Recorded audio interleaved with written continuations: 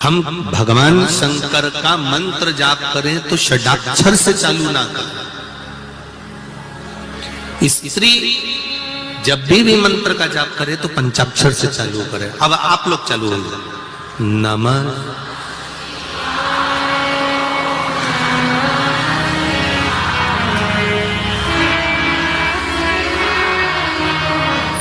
और आपने देहली पर शिव का स्मरण कर कर इस मंत्र को पंचाक्षर मंत्र का भी स्मरण कर लिया तो वो पक्का है कि कहीं ना कहीं बाबा उसको काल के मुख से बचाकर श्रेष्ठ जगह पर ले ही जाए। और ये कर सकती है केवल स्त्री।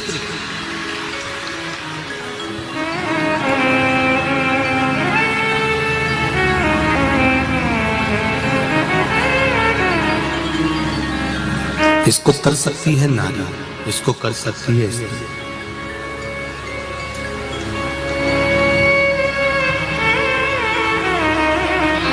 एक प्रश्न खड़ा होता है, जितनी भी पूजन पाठ होती है ये स्त्री क्यों करे?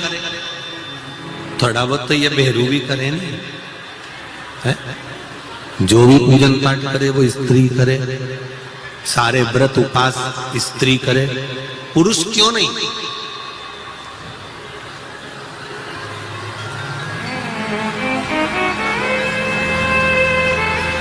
फिर समझ लेना, अभी कथा में कहा शंकर भगवान का आधा स्वरूप, भगवान देव अधिदेव महादेव का आधा स्वरूप संसार में मृत्यु लोक में जितनी स्त्री जन्म लेती है उसमें शंकर भगवान का आधा स्वरूप विराजमान रहता है। इसलिए जब तब साधना, उपासना, व्रत, नियम, धर्म ये स्त्री कर सकती है, पुरुष के बस की बात नहीं है।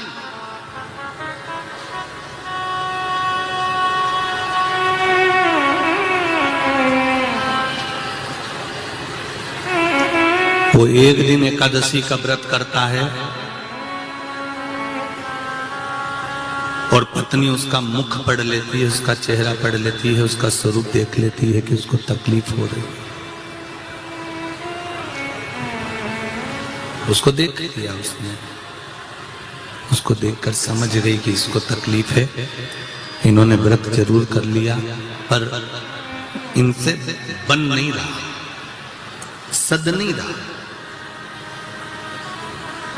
तो अगली बार से पत्नी अपने पति से कह देती है, सुनो तुमसे व्रत नहीं हो सकता, तुम मत करा करो, मैं कर लूंगी तुम्हारे बत्तल का, हो तुम चिंता मत करो, तुम तो दुकान जाओ अपना काम करो, व्रत उपास मैं कर सकती हूं। मेरी जीजियों, मेरी माताओं, कई बार हरतालिका तीज के दूसरे दिन चतुर्थी का व्रत आ जाता है माताओं का। बोलो सही है कि गलत है?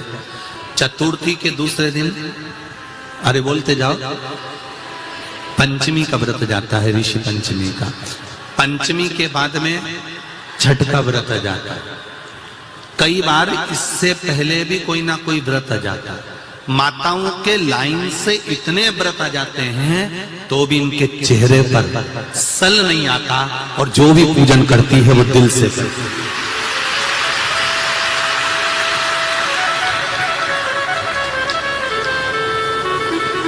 तीज का व्रत, चतुर्थी का व्रत, पंचमी का व्रत, छठ का व्रत, कोई कोई तो संतान सप्तमी भी करती है। बोलो तो री जी सही है कि गलत है? सप्तमी का व्रत, और फिर आ गई अष्टमी, फिर उसने सोचा वह गोगा नवमी भी आ गई, और गोगा नवमी के बाद में दशमी, और फिर आ गई एकादशी।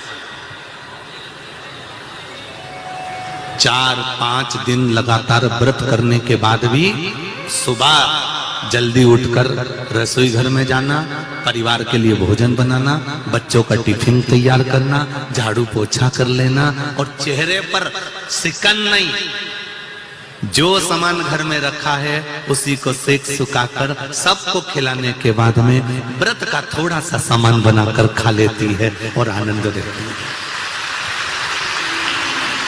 अब इतने दिन अगर किसी पुरुष का व्रत हो ना तो बीपी और शुगर नीचे ऊंचे हो जाए, ऊंचा नीचे। पर स्त्री के, नारी के चेहरे पर शिकन नहीं होती, क्योंकि स्त्री का जो आधा भाग है, नारी का जो आधा भाग पहनना। ये तीसरा सूत्र है। शिव महापुराण की कथा का देवऋषि नारद महाराज तीसरा सूत्र वर्णन करते हैं,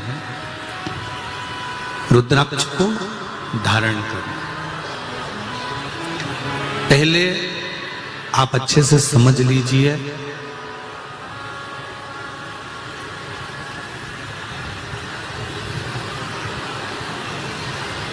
कि रुद्राक्ष को धारण कैसे करना।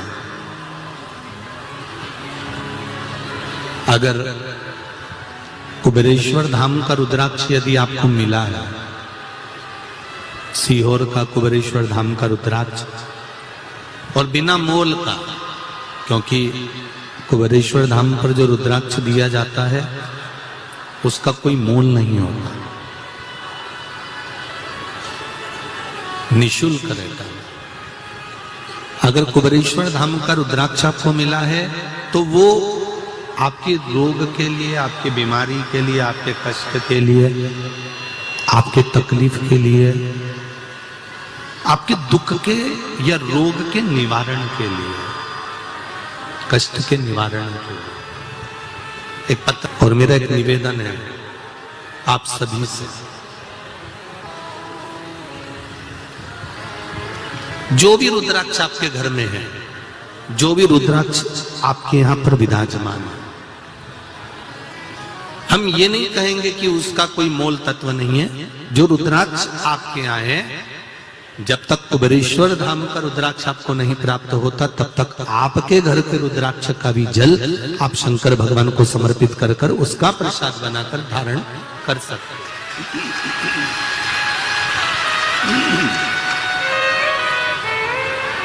वह भी फलीभूत हो।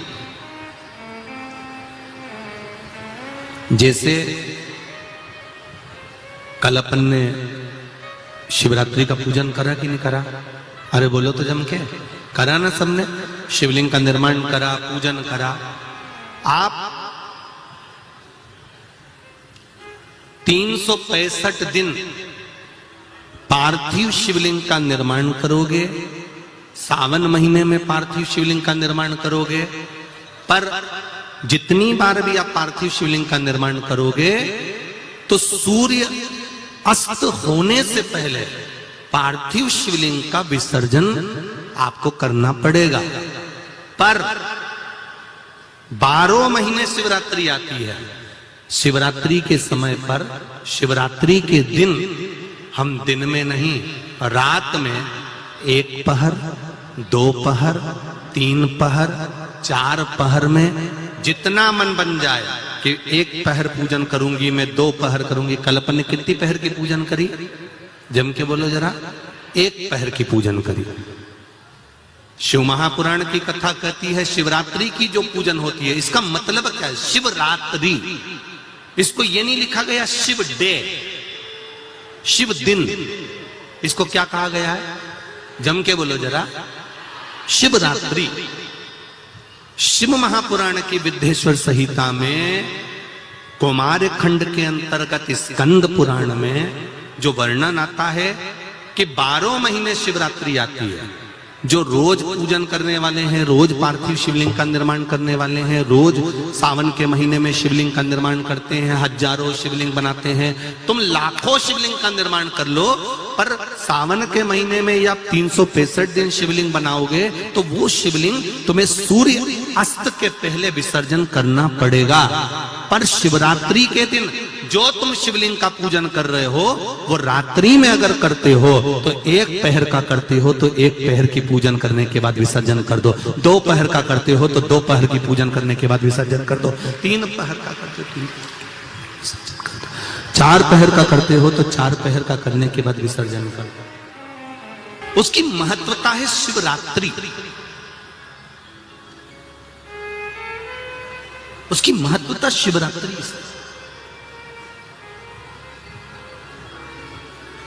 कई लोगों के मन में संशय जाग जाता है कि गुरुजी सूर्य अस्त के बाद क्या हम शिवलिंग की पूजन कर सकते हैं, क्या विसर्जन कर सकते हैं? तो पहले तो अच्छे से समझ लो कि तुम सावन महीने की शिवरात्रि की पूजन कर रहे हो। रात्रि लगी हुई है उसमें कि रात्रि को ही होगी और रात्रि को ही विसर्जन होगा।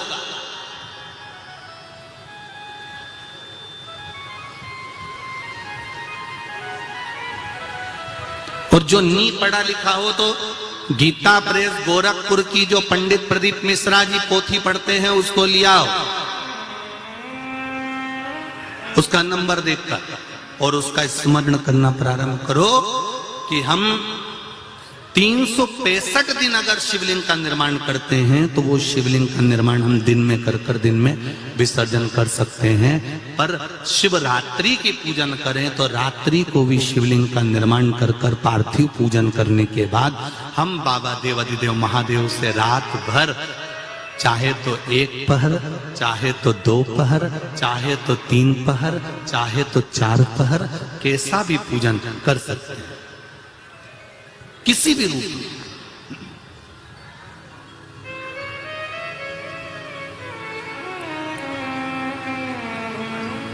पर कई बार हमारे जीवन में संशय उत्पन्न हो जाता है। और एक बात अपनी जिंदगी में उतार कर रखना, अगर पार्थिव शिवलिंग का पूजन रात्रि को आपने करा है तो पार्थिव शिवलिंग का पूजन हमने भी यहां पर बैठकर किया है, दिल के साथ, हृदय के साथ। डॉक्टर दवाई देता है तो पेशेंट को देता है, एक दवाई काम नहीं कर सकती तो दूसरी देता है, दूसरी काम नहीं कर सकती तो तीसरी देता है। सारा एक्सपेरिमेंट वो पेशेंट पर करता है, डॉक्टर उस दवाई को खाकर नहीं देखता। पर हमारा नियम है, हम जितनी बात आप लोगों को शिव महापुराण के माध्यम से बताते हैं, पहले उसको खुद अमल करते हैं, साथ बैठते हैं, फिर आपके साथ में बैठकर उस शिव महापुराण के अभिषेक को कराते हैं। पहले स्वयं करें। एक पत्र आया है, देखिए।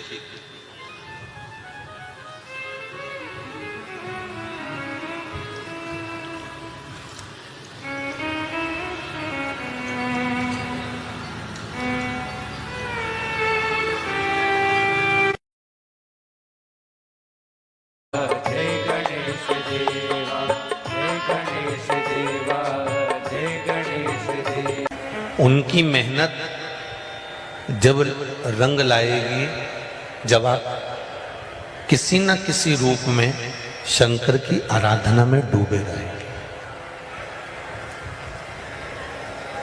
किसी न किसी रूप में हम भगवान शंकर की आराधना करते रहेंगे।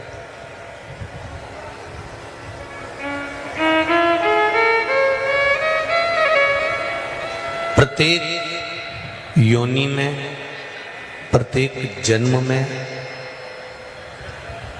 हमको भरपेट भोजन भी मिलने वाला है, प्रत्येक जन्म में हमको परिवार भी मिलने वाला है।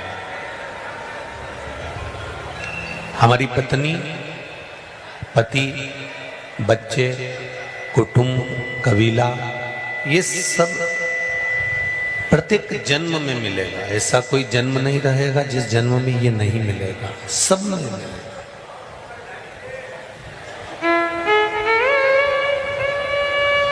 पर प्रत्येक जन्म में शिव महापुराण की कथा नहीं मिलने वाली है। पत्नी मिल जाएगी, बच्चे मिल जाएंगे, भोजन मिल जाएगा, रहने के लिए घर मिल जाएगा, पर शिव कथा नहीं मिलेगी।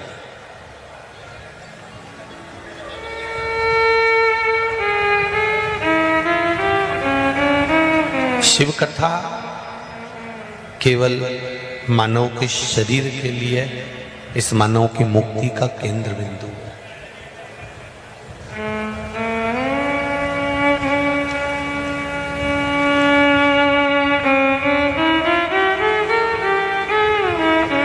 और मानव का जो केंद्र बिंदु शिव है। ब्रह्म कुमारी आश्रम में आप जाते हैं तो बहनें बताती हैं एक बिंदु से संपूर्ण संसार की उत्पत्ति है और वो बिंदु कोई दूसरा नहीं है। वो बिंदु है केवल एक देवाधिदेव महादेव। इसके सिवाय कोई बिंदु हो ही नहीं सकता।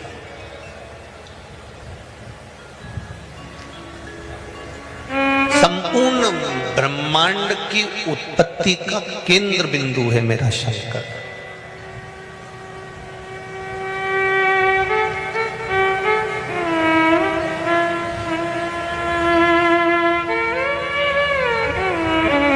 हमारी आदत है कि हम जब तक सारी दुनिया में धोखे खाकर नहीं आ जाते तब तक महादेव की शरण में नहीं जाते।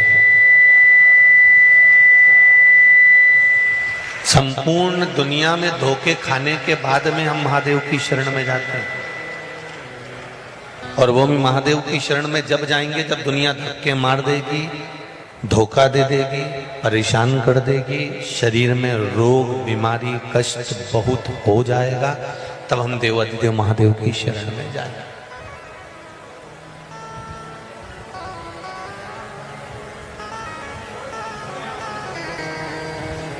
पर शिव पुराण कहती है कि सारी दुनिया के हाथ जोड़ने से पहले, सबको नमन करने से पहले, सारी दुनिया के हाथ पैर जोड़ने से पहले एक बार देवाधिदेव महादेव के चरणारविंद में बैठकर अपने दिल की बात मेरे देवाधिदेव महादेव से कह कर देखना, तो शंकर भी कह देंगे कि दुनिया के हाथ नहीं जोड़ने दूंगा क्योंकि तू मेरे चरण में आकर पड़ चुका है।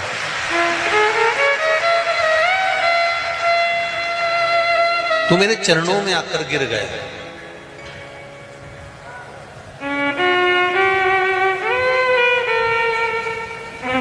और जो एक बार देवाधिदेव महादेव का हो जाता है फिर उसको भटकना नहीं पड़ता।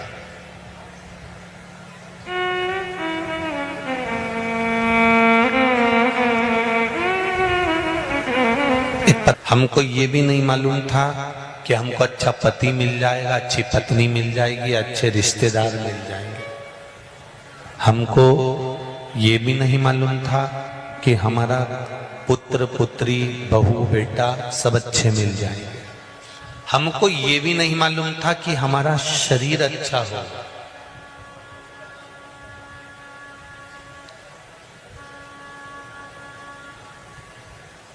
जो लिया इसी संसार से लिया और वापिस गए तो इसी संसार में वापिस छोड़कर चले गए।